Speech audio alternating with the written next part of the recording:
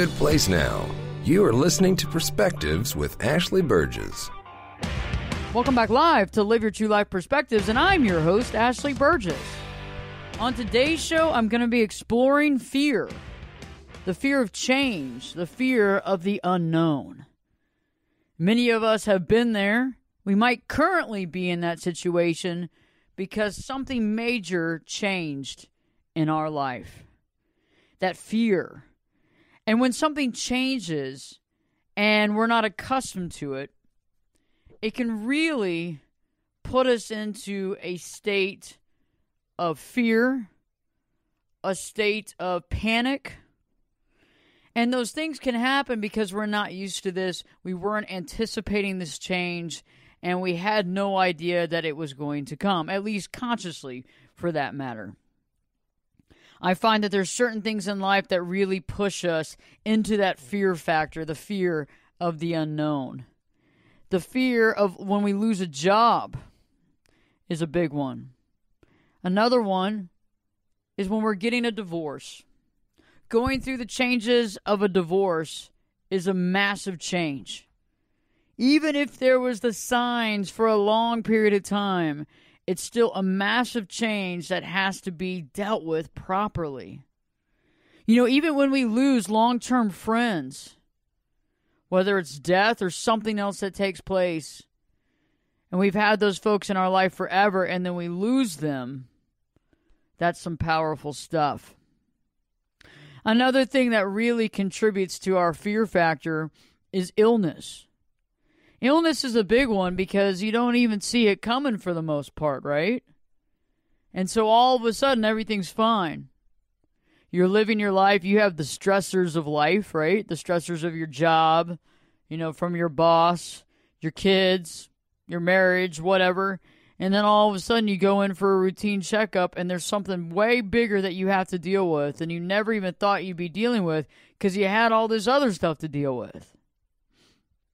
And another thing that I want to talk about today as well, and I don't really like the terminology that we use for it because I think it's not barbaric, but I think the terminology is pedestrian. That's a better word. The midlife crisis. I consider the midlife crisis something completely different because to me, what a midlife crisis is you've come to a point in your life where you were hoping for other things to happen. You were assuming that things were going to change or things was going to get better. Or you were assuming that your life was going to be different by a certain point. Okay? And you were expecting to have certain things happen by a certain year, by a certain age. And I think that's a better description of what the midlife crisis is because quite honestly, it's true. We have that crisis because we start looking at ourselves and thinking, well, I would have thought I would have had a family. Or I would have thought that I was going to have this XYZ career. Or I thought I was going to be living all over the world. Or I thought. And this is my life. And that can be very stressful. That can create quite a bit of worry. And what I found as well is what happens is we begin to question our entire reality. And as we question that reality, we have that fear. What's going to happen? Are things going to change? Are the tides going to change for me? Are things going to work out? Will they work out for the best for me? What's going to happen? And this is very important. This is very important because when we go through any one of these 5 things, it can be overwhelming. We can even panic.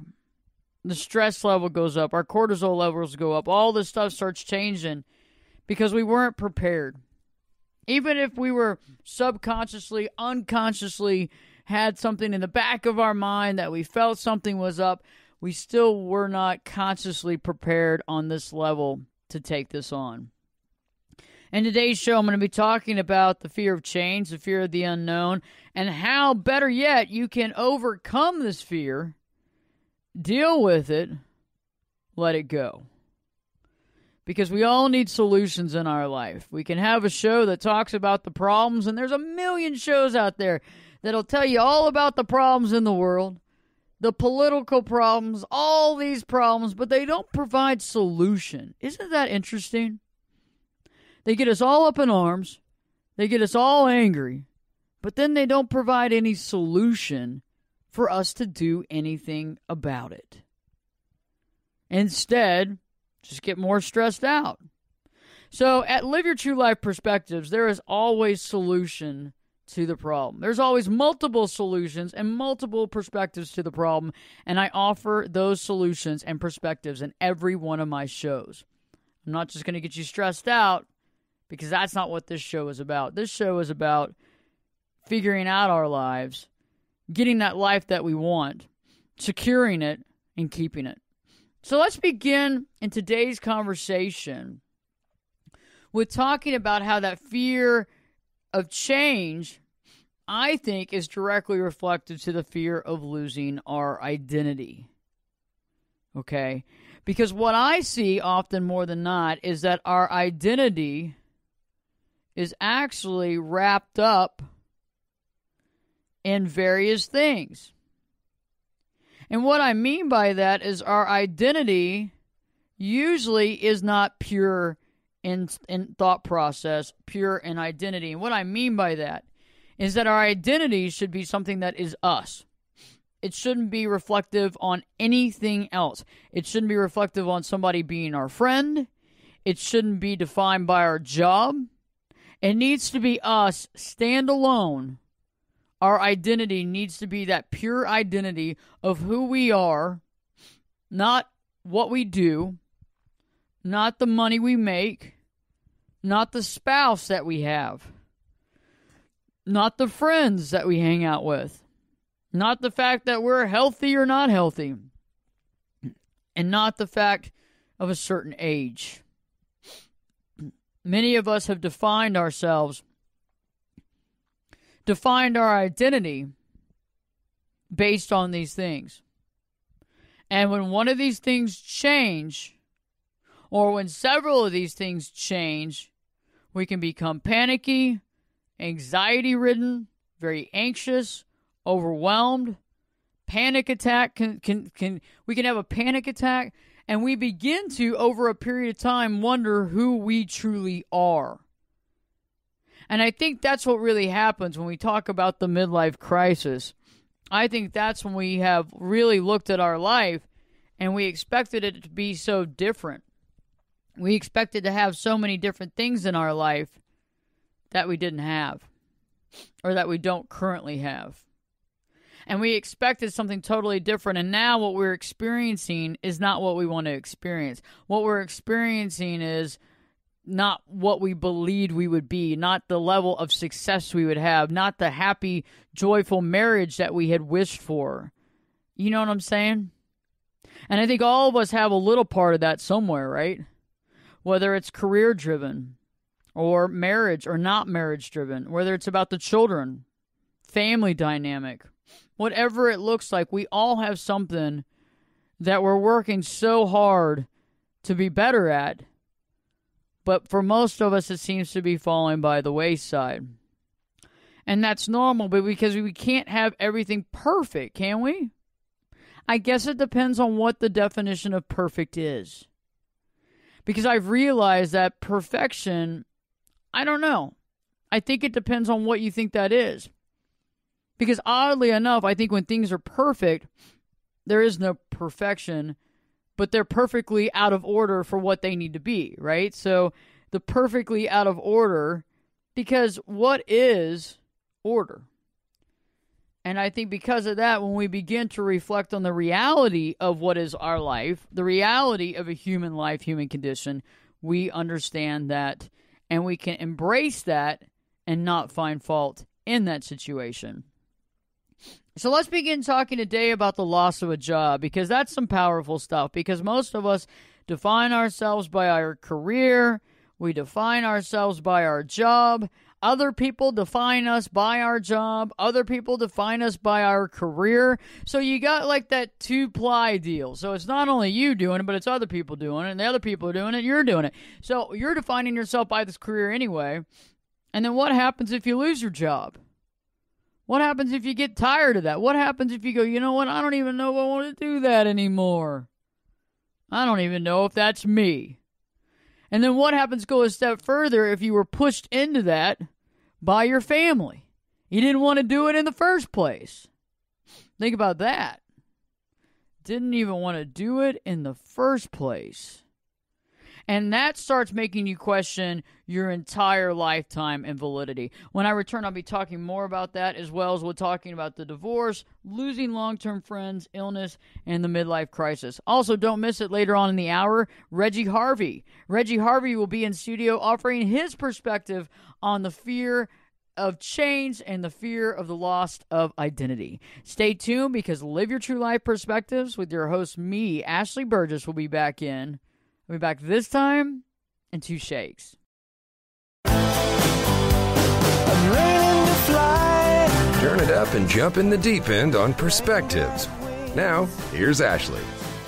Welcome back live to Live Your True Life Perspectives, and I'm your host, Ashley Burgess. On today's show, I'm discussing the fear of change, the fear of the unknown, and what happens when you're pushed into that situation by the loss of a job or a divorce, midlife crisis, illness, or even the loss of your closest friends. Right before the break, I was talking about the loss of a job and how that can really turn someone's life upside down. You know, the reason for that is that oftentimes, because of our job, we're defined by that by other people. People define us by that. We define ourselves by it. It's a society of people who define other people based on the fact of what they do. So what happens if you change the profession? What happens if you get fired?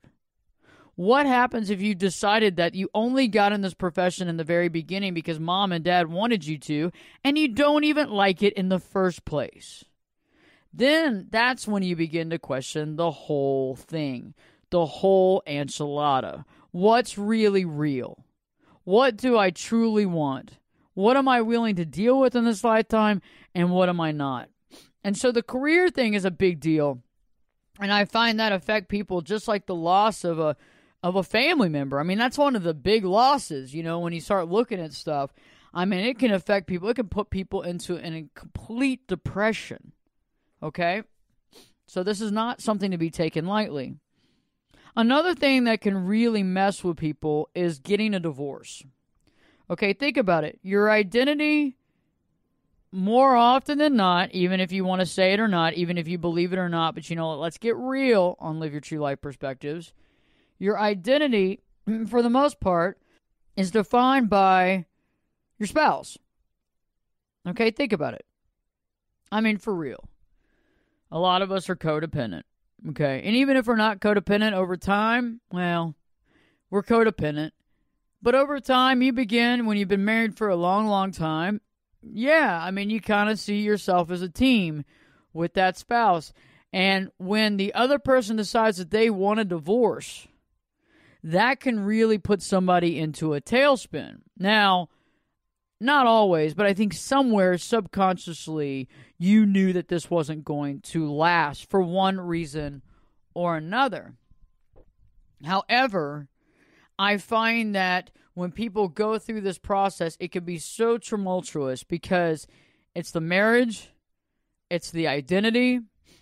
You know, you've been married for a long time. That is your spouse. People see you that way. Society sees you that way. You define yourself that way. Miss, Mrs., Mr. Think about that. Mrs., especially for women, Miss and Mrs. You know, and I didn't change my name, but most women do. Okay? And so if you're a woman and you've actually changed your last name to match your husband's last name and now y'all are getting a divorce, that's your name. That's your name. Like, you've changed your identity. This is your second time. Now, what, we're going to do it again for the third time? I mean, you're going to do it for the third time? I mean, there comes a time when it's like, how many different last names do you want? But, I mean, think about the mental trajectory of that, being divorced. and having the other person's name. It's a very interesting dynamic on this planet that you would actually change your name that you've had for that long. I mean, I get that this was something that happened, thousands of years ago, but, I mean, come on. But yeah, I mean, I respect that people do it. I just chose not to. But think about the mental component that goes with that when you've changed your name, okay? You've officially changed your name, and now you're getting a divorce. And to me, that's a huge identity crisis. That's a huge identity crisis. And that identity crisis, okay, is something that's difficult to get over because of the way that we've defined ourselves in society, the way we define ourselves in the marriage, and the list goes on, and the way our friends, family, co-workers have described us as individuals. It's like when you walk into a party or event, oh, this is Ashley, and this is her husband, and da-da-da-da-da-da-da. You see what I'm saying? Very interesting. And people define you as so, and you begin to define yourself. I didn't even change my name, which is funny, but people would put his name on, like, letters and cards, and I don't, like, as far as for my last name, Mr. and Mrs., and I don't have a problem with that, but I do think it's very interesting because I think it makes it even hard. I think it makes it hard, but even harder to deal with that identity crisis. And we're going to talk about how to deal with that in just a few minutes. Don't worry about it. So if you're right there saying, you know what, Ashley, I'm in the boat right here. I'm in the process of a divorce. I'm overwhelmed. I'm overwhelmed about trying to figure out what my identity is, who I am as a person, who I am at my core. Well, you can't miss the rest of the show because I'm going to help you find that today on Live Your True Life Perspectives, because that's what I do. I help people find their true life calling, their true pathway. And I'm the one that's holding the flashlight with you, walking every step of the way with you to find that true path. Not someone else's path, not the path that people have told you that you're supposed to walk, because that's what we get every day, right? Every day we get people telling us the path we should take. It started when we were kids, remember? Like the games that we're supposed to play and the things we're not supposed to play. The stuff we're supposed to do and the stuff we're not supposed to do. The stuff that's considered girly and the stuff that's considered guy. I mean, you remember that? I mean, like I played fast pitch softball. I played softball. Was not considered girly. We'll tell you that. I played the violin. I was okay. Somewhat girly, but not really girly. You know what I'm saying? But you had all these defining definitions of what you would be good at or what you should be doing. And then I didn't have the same thing, but I have a lot of friends that, parents were like, you got to go to this school, you got to do this, you got to be just like me.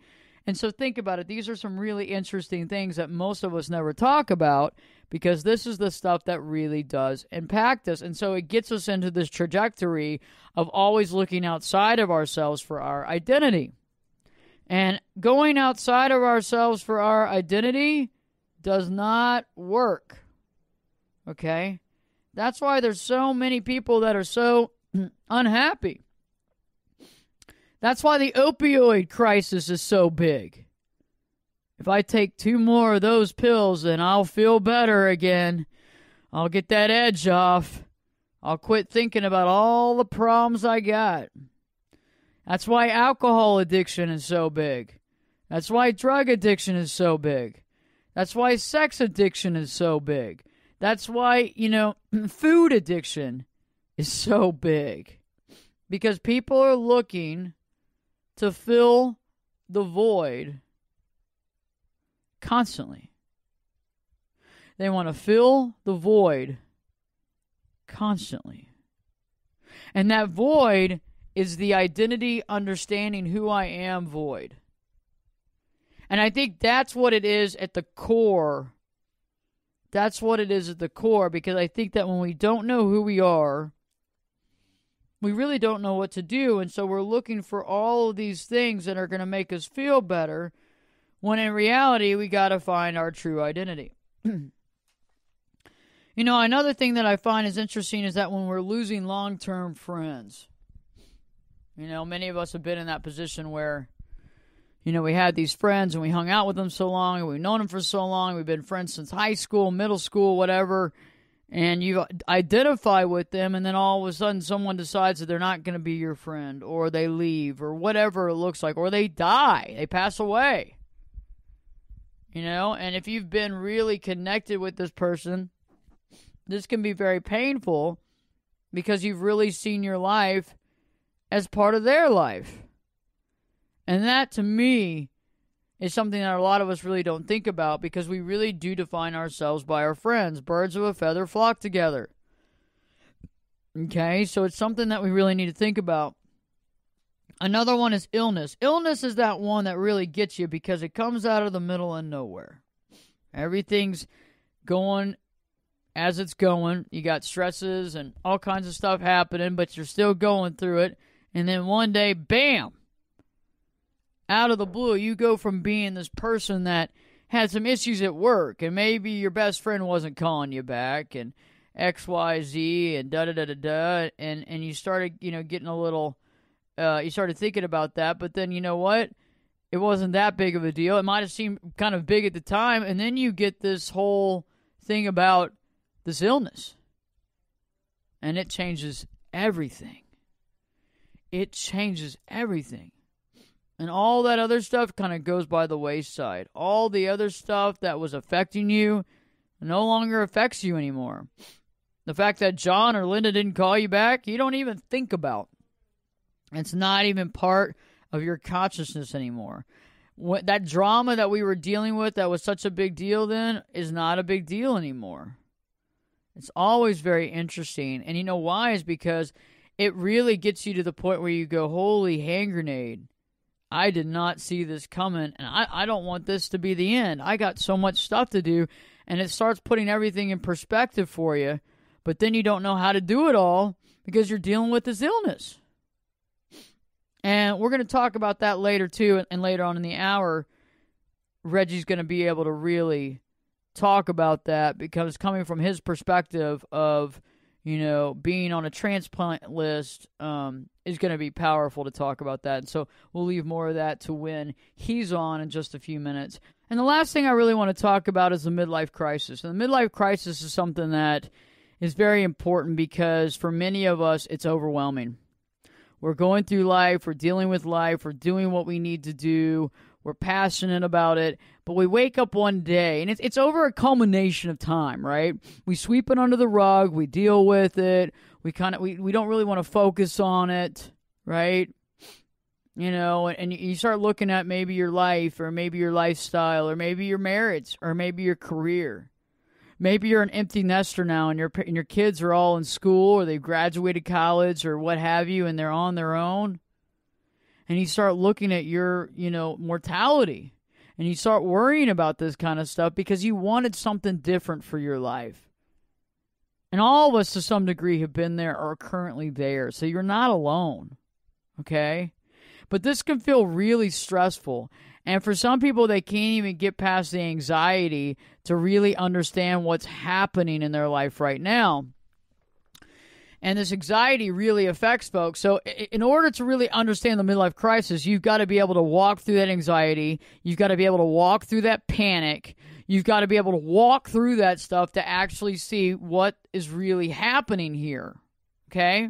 Because if you can't walk through that, you can't make changes to make your life what you want it to be. Okay, so you got to calm down enough to actually make the changes and to do what you need to do. And I found that the midlife crisis is the thing that really says, oh my God, look at my age.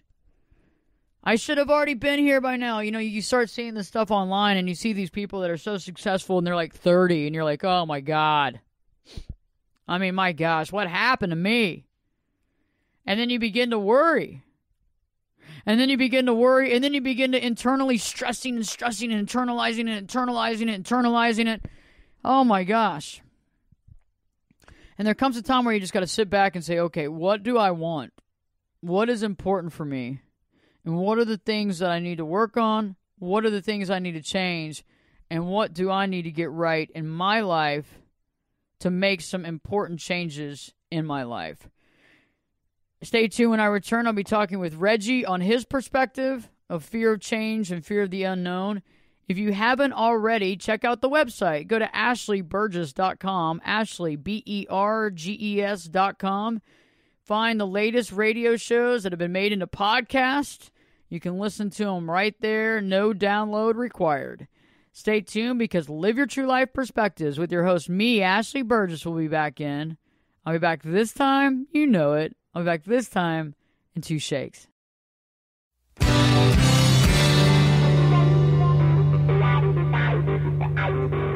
This is Jake Busey, and you're listening to Perspectives with Ashley Burgess.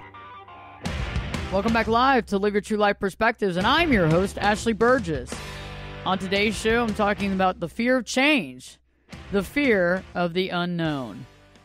And a lot of times we gain that fear in our life when we've lost a job. We're in the process of a divorce, changing our identity, losing those long-term friends, dealing with an illness out of the blue that we didn't even know we were ever going to deal with, that changes our entire mental trajectory, physical trajectory, and our entire life. Last but not least, the midlife crisis and how that impacts us. I think I'd like to expand more on how illness impacts us because I think many of you out there have gone through it. You've dealt with the illness of a loved one. You even dealt with your personal illness that you had to put your life on the back burner to deal with this. And it's almost like the illness became an identity and you had to fight with that to make that not your identity and to be yourself and to overcome the illness and the definition of that. Joining me live in studio, Reggie Harvey. Reggie is the survivor of a near-fatal illness. He's the author of Anatomy of a Patient, a new book you can get on Amazon. And he's also an amazing friend of mine. Reggie, it's so good to have you in studio tonight. Hey, Ashley, I'm so glad that I'm able to come. You know, it's interesting. We were talking right before the show started, and I've been talking about it throughout the show, about the fear of change, about the fear of the unknown, and how a lot of times when we have a big change in our life, you know, some people might be losing a job that they had for a very long time or going through a divorce or an illness or something that really just rocks our world. We become really scared and we get a little insecure and we can have a tendency to have that fear.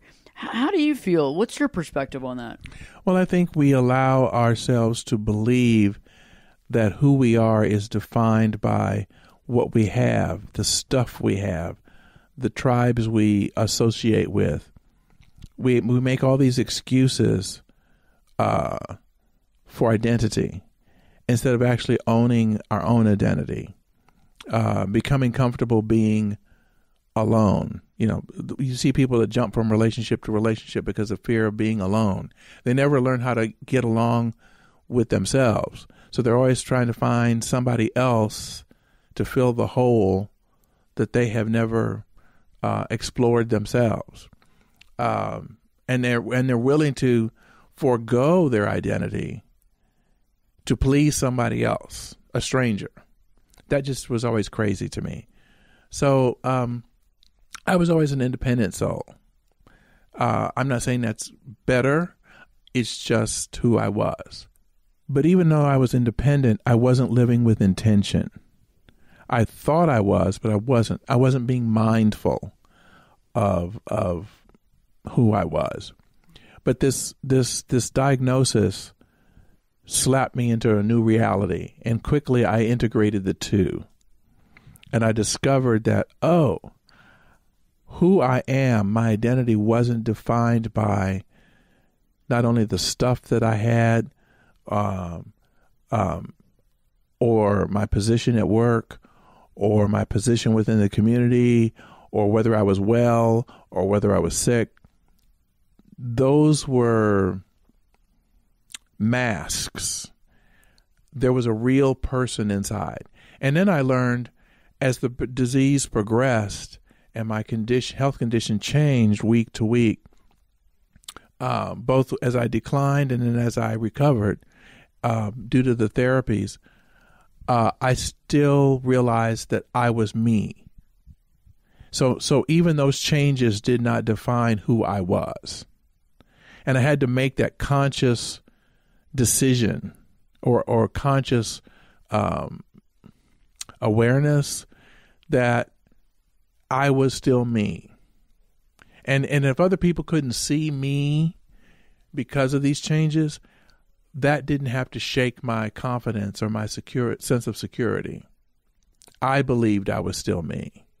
That's how I got up and got out of bed every morning.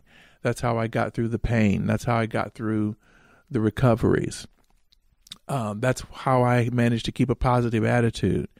It wasn't fake. I wasn't putting on. I wasn't trying to make people feel better. But in order to not lose me, I had to push forward. I had to keep consistently remembering not to lose who I was, not to lose my values, not to accommodate, not to make excuses. You know, I think, Reggie, that a lot of times we don't realize, or we don't really think about it, or we don't do an inventory of our values, you know, our core values, what we stand for, what our beliefs are, our core beliefs. You know, some of us are extremely spiritual as well, and also looking at love in the sense of unconditional love. And, you know, we were talking about that earlier as well. I mean, I think that people really need to focus on their values, because I think sometimes we just kind of accommodate just to get by, accommodate to fit in, but it's not until a real change happens that we really have to be strong in that. And I think that's power to the power that we need, those values and those beliefs. And you know, sometimes people think that they have to defend their values. No, just understand what's important to you. It's not an issue about defending it. It's just that, I'm sorry, I respectfully agree to disagree with you on that issue. I'm not going to fight about it. I'm not going to think any less of you because you have a different opinion or a different set of values than me. This is who I am. This is part of my identity. Now, my identity can evolve as I have more experiences, richer experiences, get better information, am exposed to different situations, but it's still all going to be an organic evolution of my core values. They're not going to get replaced. They just grow. And if they're growing and there's a consistency or a tether, unbroken tether is retained, then I never am insecure about who the me is inside. I'm still me. You know, whether or not my hair turns gray, I'm still me. I just have gray hair now. The gray hair doesn't define me. I'm still me. And I can own proudly that gray hair. I don't need to try to cover it up. Or I can decide to cover it up if I want to. It's my choice. It's not the definition. It's an attribute, and I can choose to enhance it, change it, whatever. But none of that redefines who I am. Now, people might react to me differently. Their presumptions about me might be different. That's on them. There was a popular song, Don't Ask My Neighbor. I don't remember, from the 80s, I think it was. But it talks about this whole idea, if you want to know something about me, come talk to me. And so it's part of that. You know, I'm okay. I love that. And it's so true. It's about defining yourself, even redefining yourself, I think, after something changes in your life. And I don't know if it's ever redefining or it's finally defining for the first time, because I think we begin to realize that a lot of the ways we define ourselves, whether it's about money or it's about looks or it's about status or it's about business title or work title, those things are fleeting and do go. But the stuff that's our values and our core beliefs and what we feel about where we're heading and our honesty, those are the things that don't go. And I think our long-term relationships with other people are anchored in their ability to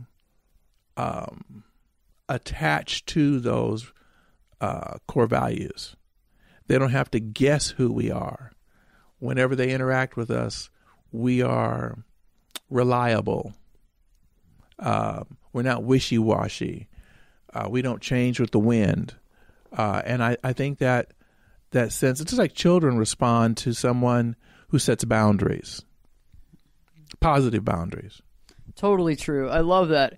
And Reggie, could you tell the folks that are listening to the show right now where to find your book on Amazon? Because I think this book is really filled with some really deep stuff that can really help anybody that's going through this process.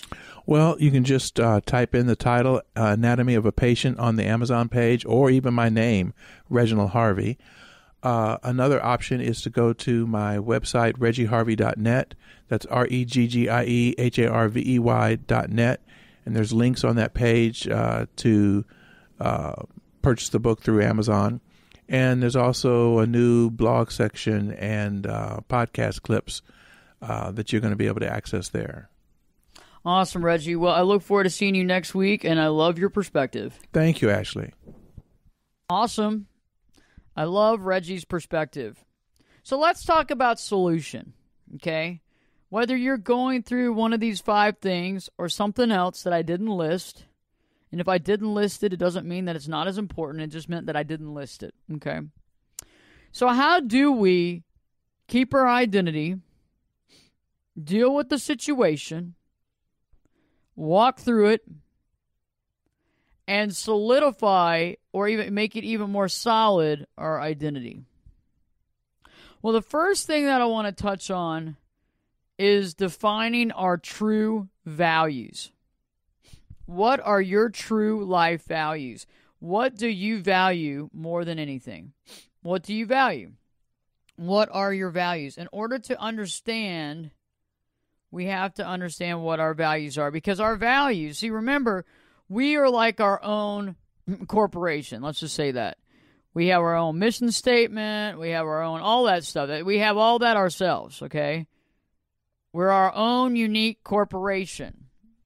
Our own unique corporation. And because we're our own unique corporation, we're not trying to be like other corporations. We're not trying to be like other people. We're just being us, okay? But in order to be our own unique corporation, we have to know what the corporation stands for. We have to know the values of the corporation. We need to learn the corporation mantra. We need to know the corporate culture, right?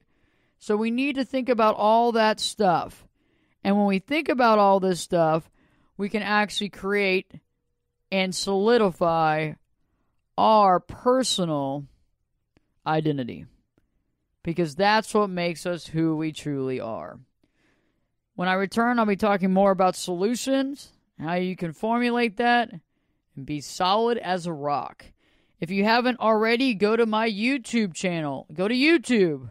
Google YouTube. Put in Ashley, Ashley, Burgess, Berges. New video content every single week on YouTube about everything from marriage to raising children to dealing with depression, anxiety, or figuring out how to understand that narcissist that's in your life. Stay tuned. Live your true life perspectives with your host, me, Ashley Burgess, will be back in. I'll be back this time in 2 shakes. You could be my luck. Get in here. You're listening to Perspectives with Ashley Burgess. Welcome back live to Live Your True Life Perspectives, and I'm your host, Ashley Burgess. On today's show, I've been talking about that fear of the unknown, the fear of change, and how these 5 things that I've been talking about can directly impact your identity, make you question yourself, and make you have anxiety and stress because you don't know who you are anymore. When we've lost our job, that was our defining symbol, or our divorce, and we didn't realize the codependency or the way that we have labeled ourselves as being that person's husband or that person's wife. Losing those long-term friends that you've had for so long that you didn't realize that you identified yourself by and identified yourself with, meaning making you feel alone, left behind. Whether it's illness that you get diagnosed with that you had no idea was going to happen and you never projected that in your own life, never projected it. And there you are battling cancer, heart disease, diabetes. Last but not least, the midlife crisis. Looking at your life and wondering, when is it going to get better? Or when was it ever going to have this? Or when will this happen? Or your hopes and dreams and putting things together and worrying about what will happen next. And so right before the break, I was talking about we have to begin to define our own self. We have to begin to define ourselves and our own identity and our own reality. And I'd like to begin to do that right now. Okay, so we have to define ourselves, and I'd like you to look at yourself as your own unique corporation. Your own unique corporation, okay? You're a corporation. You have an identity, okay? What's that identity? It's based on a mantra, right? That's good. A purpose, a reason for being. And so we have to really look at that, and I think that directly relates to our values, okay? And our values directly relate to our corporate culture. Now, think about the fact of, I actually speak on this to organizations around the world, and it's powerful because in order for a company to be strong, the employees in that company also must be strong to understand who they are so they can play to their strengths. So, what are your values? And right now, if you have a chance, write this down, or you can re-listen to this on the podcast. The podcast will be up on the website on ashleyburgess.com. Ashley Burgess, BERGES.com. It'll be on the website in a few days, beginning of next week. So what are your values? What are your values? Think about those values. What is most important to you? Write them down. Start a journal of ideas. The next thing you want to think about are what are your beliefs? What's your belief system? You can change beliefs. They're not set in stone, but what are your beliefs? What is your belief system? Interesting, right? Interesting. So think about that. What are your beliefs? What are your belief system? Think about that. And write that down as well. And I know my beliefs. I know my values. They're all written down. I've changed them before. I've added. I've augmented. I've made more things different. I've made things higher value. I've changed things throughout my life to accommodate my thought processes and my dedication. And that needs to be thought about as well. So, it's a good idea to write this stuff down. Okay? Another component of this is spirituality. Are you spiritual? What are your beliefs outside of the stuff you can't see? Okay? That's a big deal in our life too. Something very important to think about. What about love? Love, unconditional love. What do we got here? And this is a big deal because I found that folks that don't have an identity or fearful of the loss of their identity based on this other thing doesn't have true unconditional love for self. To be quite honest with you, as a therapist and a life coach that sees clients every day of the week pretty much for a very long time, I haven't run into many people that actually unconditionally love themselves at all. I figured out how to do it, but most people haven't. Most people didn't even know that that's something you do. And so, you got to be able to figure out who you are and what you stand for. And once you figure that out, then you can understand how to embrace your life better, right? You can understand how to make your life better. You can understand what needs to be necessary. You can understand who you are, okay? Haven't you met somebody before where you don't even know where they stand? You have no idea what they're thinking. You have no idea of their values. And you really don't even know how to start a conversation because you really have no idea about them. And so in that situation, you don't really have any emotions toward that person because you don't have much feeling because they haven't really given you anything to work with, good, bad, or indifferent. Some people call those people shallow. Are they really shallow, or they just don't know who they are? I think it's the latter. I think they haven't explored. They don't know who they are. They don't know what to do. The fear, right? A lot of us have a lot of fear based on that. I think it's interesting. And, what I've realized is the same applies for us. If we haven't developed that values, those beliefs, if we don't understand what we stand for, if we don't peruse and think about the stuff that's not seen, it's hard to develop that deep feeling toward ourselves, right? it's hard to develop that deep feeling toward ourselves. And that deep feeling is based on acceptance. That deep feeling is based on understanding. That deep feeling is based on recognition that you are, on this planet, 2/3 body, 1/3 spirit, and you got to figure out what's up. I mean, I think most people would agree that you have a soul, right? Most of us would agree with that. Some won't. That's fine. But to think about the fact that there's something that lives on is something that needs to be thought about as well, correct? And so knowing that that exists within us, we need to start looking at, I think, a higher self indication than we normally do. And I think this is very powerful to work with as well. I also think that we need to let go of conventional thought that doesn't help us and holds us back. I think many of us are dealing with thought on false pretense. Many of us are dealing with situations. Many of us haven't really accepted ourselves because of issues when we were growing up. Perhaps when we were younger, we were told that we can't do something. Perhaps we were told that we're not going to be good at something. Perhaps we got a lower self-esteem because somebody said we weren't good enough. Okay? And we began to believe that. And that belief system ended up causing us more pain and suffering. Do you see what I'm saying? And so in those situations, we need to let go of those negative belief systems that no longer serve us, right? And negative belief systems that no longer serve us, they just get in the way of us living our life. They get in the way of us being who we are. They get in the way of us attaining our goals. They get in the way of our success. And how many of those are you holding on to right now? And those are also leading to this fear. Because many of you are thinking, well, I'm not good enough to stand on my own. I'm too scared. What am I going to do? I'm about to go through this divorce. And that's where we normally make a big mistake, is we just jump into another relationship. Normally that relationship isn't very good. And we jump into that relationship and we lose ourselves again and we lose our identity again. But we fail to learn about ourselves. We fail to learn about the one relationship that matters most.